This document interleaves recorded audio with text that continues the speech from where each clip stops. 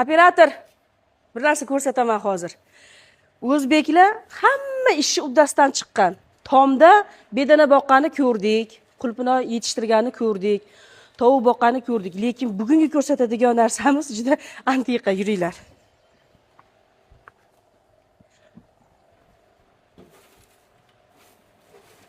Mana Farhod aka To'raqo'rg'onda, hozir biz To'raqo'rg'ondamiz, Farhod akaning xonadonidamiz.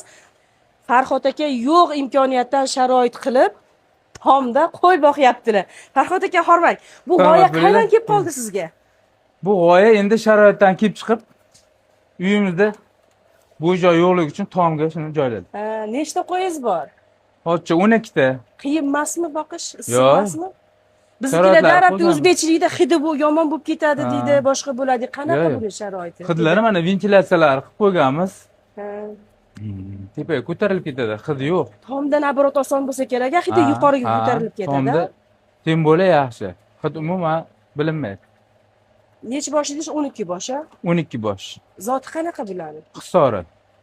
Endi daromadi-chi, daromadi. Daromadi yaxshi. Mayli. Tavsiya qilaman. Aytmay qo'ying daromadini. Doim video qilsam daromadini aytmang deyshadi, muxlislar ko'rganlar. Chunki soliq keladi, boshqa keladi deydi.